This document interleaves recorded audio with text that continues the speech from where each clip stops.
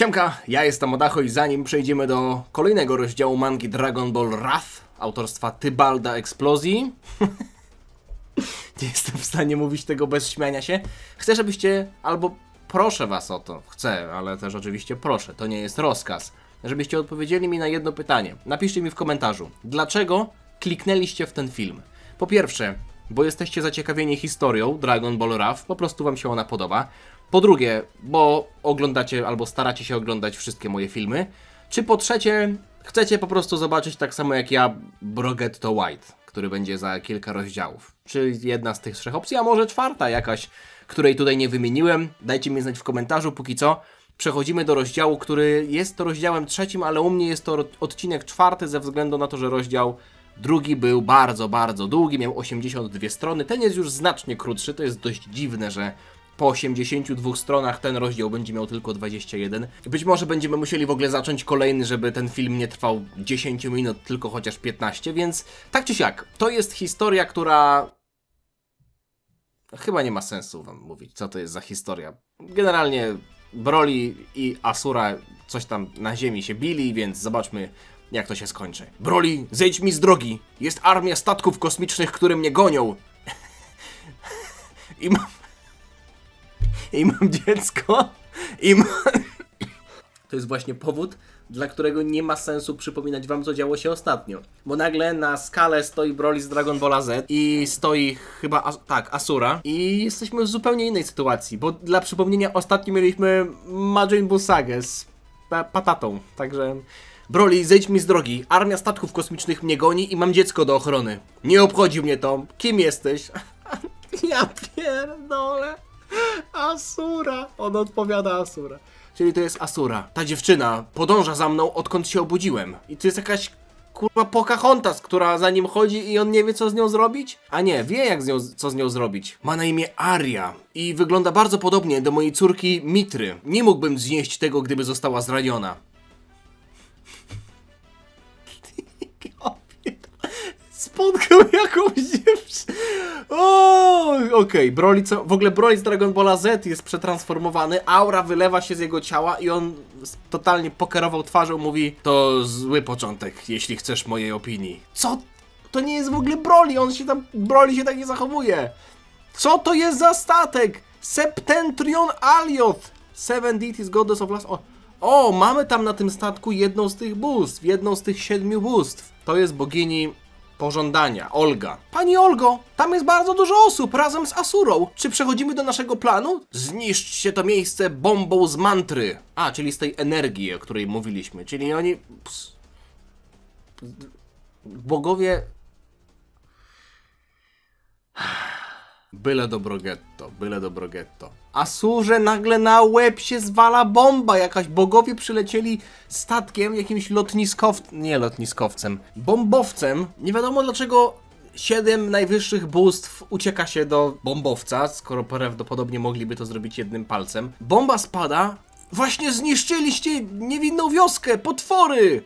To ta bomba była taka mocna, że nawet oni nie zostali zranieni. Panie Asuro, musimy sprawdzić, czy są jacyś ocalani, mówi, jak ona się nazywała? Asia! Nie Asia! Asia się odwraca. To jest chyba taki rozdział bardziej asurowy, chociaż tytuł tego rozdziału to Broly. Jak ci się to podoba, mój drogi Asuro? Ta mała dziewczynka wygląda tak samo jak twoja. I nagle Broly staje przed Asią, żeby ją ochronić. Kurwa, Broly się okazuje, że jest dobrą postacią, kiedy Asura, niby najważniejszy, najsilniejszy Bóg, nie jest w stanie zareagować. I Broly reaguje, robiąc barierę. Nie pozwolę ci nikogo zabić, ponieważ ja to chcę... Kończmy to. Ponieważ ja chcę to zrobić sam, mówi Broly. Po czym ładuje w ręce energię, rzuca tą kulą światła w niebo. To chyba próbuje atakować ten statek. Tak, strzela Broly w ten statek. Żołnierze, aktywujcie tarczę! Przepraszam, pani Olgo, ale ten atak leci za szybko. Wszyscy umrzemy! Nie, no co ja czytam? Co ja czytam? Jednym atakiem. Asura dziwi się, że Broly był w stanie zniszczyć bombowiec jednym... Tak, był w stanie zniszczyć statek jednym atakiem. Jak na bogów? Rozczarowujące. Spodziewałem się czegoś lepszego, mówi Broly. Nawet Kakarot był silniejszy niż to. Ale cóż, nadal mam tutaj dużo zabawy, mówi Broly. Za dużo gadasz, odpowiada Asura. Stop! Przestańcie! Nagle odzywa się osoba, która ma bliznę na boku twarzy? Czy to Bardock? To Bardock! Co to kurwa robi Bardock? Co oni robią na ziemi wszyscy? Idźcie do siebie! Nikt was tu nie zapraszał! Broly, więc nadal żyjesz. Kakarot! Nie, jestem Bardock. Kakarot! Kakarot, umrzesz! Wystarczająco długo czekałem na ten dzień. Broly łapie rękę... Bardock łapie rękę Broly'ego. Przepraszam, Broly, ale jesteś jednym z najsłabszych Saiyan dzisiaj? Bardock włącza boską ki... Bardock, ta energia. Czy ty opanowałeś boską ki?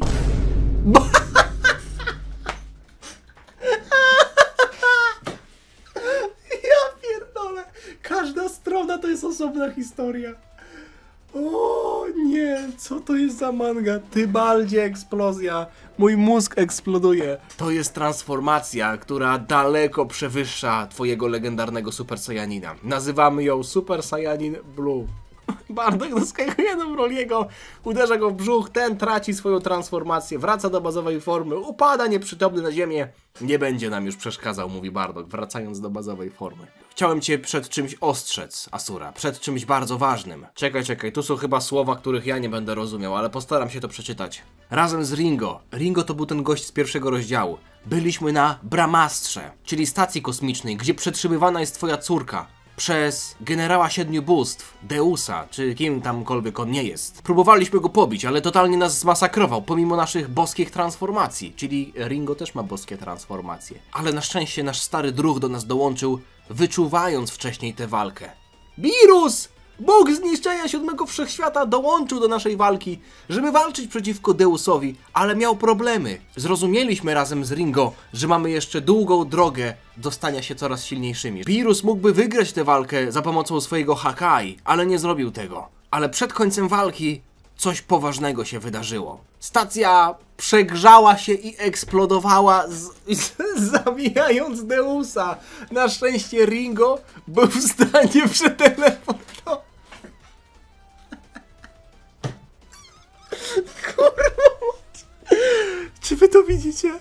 Beerus nie pokonał tego gościa, ale miejsce, w którym byli, się przegrzało, wybuchło i to pokonało tego boga 7 bóstw najwyższych we wszechświecie.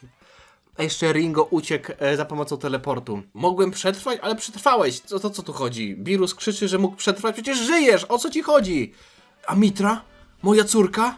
Przepraszam, Asura. Nie przetrwała. Nie przeżyła tej eksplozji. No, kto by pomyślał? Mitra! Moja złość osiągnęła swój limit! To jest pierwsze, co krzyczy ojciec po tym, jak dowiaduje się, że jego córka zginęła w wybuchu wskutek przegrzania stacji kosmicznej. Moja złość osiągnęła swój limit. Niedobrze, mówi Bardock. No bardzo niedobrze, no nie wygląda to dobrze. Asura, jakiś słup energii się pojawia, Asura aż paruje, bum! Klocek, kurwa, spada z nieba! Ja pierdolę, co tu się dzieje? To jest poziom chaosu porównywalny do Dragon Ball West. Pamiętacie Dragon Ball West? Czy on został zmieniony w pudełko? Asura nagle przez Whisa, który pojawia się tam znikąd, został zmieniony w pudełko. Nikomu nie pozwoliłbym zniszczyć Ziemi. Proszę, udawajcie, że tego nie widzieliście. Mam robotę, którą muszę zatrzymać. Whis to zrobił potajemnie. A, dzięki Whis, ale dlaczego to zrobiłeś? Lord Beerus i ja nie spróbowaliśmy całego jedzenia na ziemi, więc byłaby szkoda, gdybyśmy to stracili w ten sposób. Myślę, że moja pieczęć powinna wytrzymać z Asurą 2 lata. On zapieczętował Asurę w pudełku. Broly leży na ziemi. 2 lata. To chyba wystarczy. Ale przecież ty silniejszy jesteś od niego, czy nie? Whis, czy mógłbyś trenować Broly'ego? Proszę. Gdy opanuje do perfekcji swój stan legendarnego Super Saiyanina, powinien być w stanie pomóc nam obudzić Asurę? Obudzić Asurę? Broly trenuje z Whisem, kiedy... Czekaj, co? Broly trenował z Whisem, kiedy Vegety tam nie było i przezwyciężył swoją traumę tyczącą się Goku. What the fuck? Dobra, czekajcie, to jest trochę za krótki rozdział. Następny, który tutaj widzicie, nazywa się God vs. Saiyan. Bóg kontra Saiyanin. Ma on 49 stron, więc myślę, że sobie takie 10 możemy zrobić, a 30 zrobić 30 zrobić następnym razem i będziemy mieli tu 30 i tu 30. Ja pierniczę, co tu się dzieje. Dobra, zobaczmy, o co tu chodzi. Znowu jakiś timeskip? Walka z Majin Buu teraz już jest prehistorią, ale pewnego dnia Lord Beerus przyleciał na ziemię, żeby zetrzeć się z Super Saiyaninem Bogiem, którym był nikt inny jak Patata. W tamtym momencie w sadze Majin Buu, co ostatnio widzieliśmy. W zamian za pudding sparował z ziemianami i sympatyzował z Goku i jego przyjaciółmi. Rok później Frieza wrócił z nową transformacją, Golden Friezą, ale Goku i Vegeta po treningu pokonali go za pomocą Super Saiyan God a Super Saiyana, zwanego również Super Saiyaninem Blue. Czyli mamy Battle of Gods, Resurrection of F, ok. Zostało 10 dni przed obudzeniem się Asury. Już wygryzł dziurę w pudełku, zaraz się z niego wydostanie. Patata kontynuowała swój trening z Goku i Vegetą. Fajnie, że jej twarz została zasłonięta kratką, także fajnie. Tak, trenowała razem z Goku i Vegetą, aż nie pojawiła się dziwna osoba. Ta energia jest dla mnie nieznajoma, mówi... A to jest głos Vegety. Nie znam tej energii, Kakarocie! Przepraszam, że nie przyszedłem wcześniej, Kakarocie. Co to jest? Co to jest? A, co? Kakarot. Kto mówi do Kakarota Kakarot? Broly tylko, prawda? To Broly! To Bardock! To Broly czy Bardock? To Bardock przyszedł. Kim jest ten gość, który wygląda jak ja? Kakarot, poznaj swojego ojca. Ale ja myślałem, że on nie żyje. Mówi Vegeta. Vegeta tutaj przedstawia po prostu go, mimo tego, że też się tego nie spodziewał. Więc to jest mój dziadek. Dla Gohana i dla mnie, mówi Goten. Kakarot ma dzieci? Chcę wytłumaczenia! Chcę wiedzieć więcej, mówi Goku. Bardock opowiedział historię Czekajcie, czyli... Bardock był na Ziemi kilka lat, ale dopiero 10 dni przed otwarciem pudełka, czyli przynajmniej po tych 2 latach, spotkał się dopiero z naszymi? Dlaczego? Bo poleciał na planetę Whisa? O to chodzi? No okej.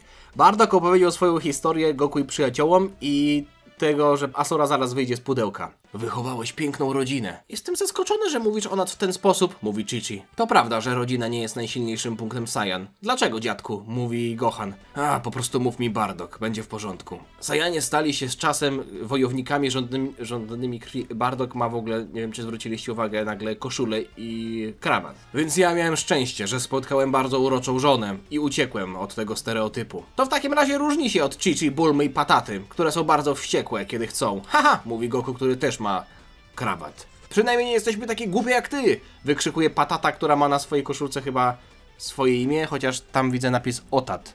Tu może ma na koszulce napis Potato, ziemniak. Goku blokuje cios Pataty, ale Chi-Chi już trafia do celu. Dziękuję, Chi-Chi. W ogóle ona włączyła SSJ-2?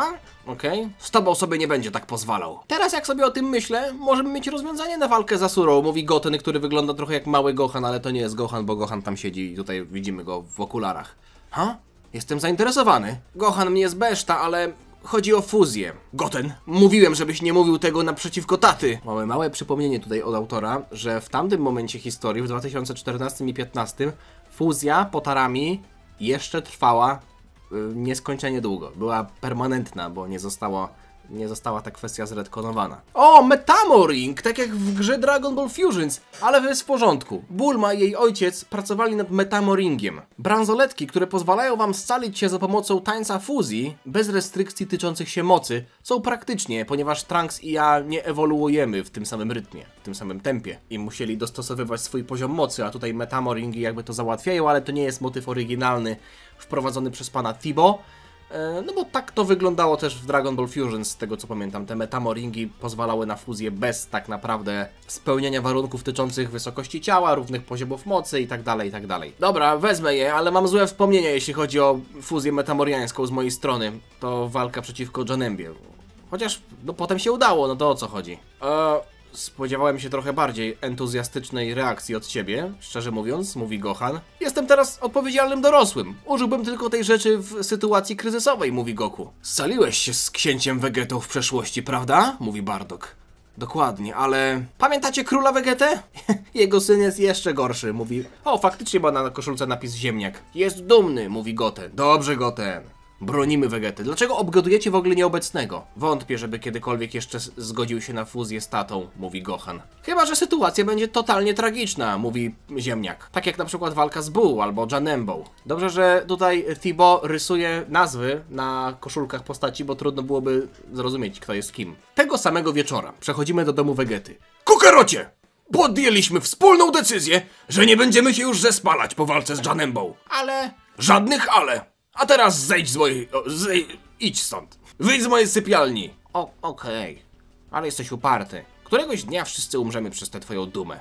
Goku wypada mu przez okno. Tylko 9 dni minęło do przebudzenia Asury z pudełka. W tym samym czasie Champa złożył wizytę Birusowi tyczącą się turnieju 6 i 7 Wszechświata. Zebrał ze sobą Patatę, Bardocka, Ringo, Buu i Monakę. Patata, Bardock, Ringo, Buu i Monaka? To jest drużyna? Zobaczymy to chociaż? Czyli chodzi o to, że nie ma tam innych wojowników. Czyli to jest pretekst do tego, że na ziemi jest tylko Broly, Goku i Vegeta. No i też Goten chyba, nie? Czy kto tam jeszcze? Gohan był wziany? Nie. Wziany? Nie był wziany. Asura obudził się z pudełka, a w zasadzie był tuż przed obudzeniem się z pudełka. Goku przyprowadził Jemena, żeby ten w razie czego pomógł. Chyba znowu będzie stał ten Jemen obok i mówił: ja tutaj tylko jestem, żeby pomóc, nie? Gościu będzie stał przez całą walkę z założonymi rękoma i skąd oni w ogóle wzięli tego Jemena? No, to mnie najbardziej bawi w tym wszystkim. Nawet gość jest taki narysowany, że stoi w oddali. Powinien wyjść już za chwilę, mówi Vegeta. Tak. O, Gohan nagle przyszedł. O, to też jest Gohan. Nie zauważyłem jego fryzury. Nie ma okularów, dlatego nie skojarzyłem, że to on. Też tu musiałem przechodzić? Będę was tylko spowalniał. Próbowałem przekonać twojego ojca, żeby cię zostawił, ale nalegał. Mówi Jemen, który nawet na Gohanie nie zostawia suchej nitki. Jest tylko nasza 4?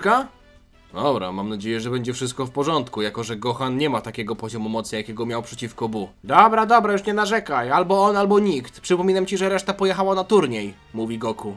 Dobra, cicho, zaraz wychodzi. Jak możecie być tacy spokojni w takim momencie? I Asura wychodzi z tego pudełka, bram! Uwaga, wychodzi! Ła! Zaatakował Vegetę! I myślę, że to jest koniec tego rozdziału, ze względu na to, że jesteśmy w połowie odległości między początkiem 3 rozdziału a końcem 4. Jeszcze następna końcówka 4 rozdziału, rozdział 5 i w rozdziale 6 jesteśmy prawie w domu, bo już będzie Brogetto, a w rozdziale 7 będzie Brogetto White. Potem jeszcze w ogóle jest, widzę, że turniej niszczycieli. Nie wygląda też tak źle. Te tytuły są zachęcające, muszę wam przyznać. Tak czy siak. To by było na tyle, jeśli chodzi o ten odcinek, mój odcinek, bo sobie w tym momencie zrobimy przerwę. Resztę doczytamy następnym razem. Mam nadzieję, że wam się podobało. Dziękuję wam tym wszystkim, którzy mimo wszystko przychodzą tutaj do tej mangi. Ja wiem, że ona jest bardzo chaotyczna, że tutaj się dzieją rzeczy, które trudno śledzić z zapartym tchem, bo mamy tutaj no, dosłownie betoniarkę, ale cieszę się, że przychodzicie, być może też, żeby obejrzeć to ze mną, żeby razem się ze mną pośmiać, albo żeby czegokolwiek tam sobie posłuchać, więc dajcie mi znać w komentarzu, jak wam się podobało. Napiszcie jakiś komentarz, zostawcie lajka, zostawcie suba, żeby niczego nie przegapić. Dziękuję wam za obecność, dziękuję wam za aktywność i widzimy się niebawem. Trzymajcie się, na razie. Cześć, zdarłem sobie dla was gardło, robiąc ten głos Vegety. Nieudolnie, bo nieudolnie, ale zawsze coś. Diana.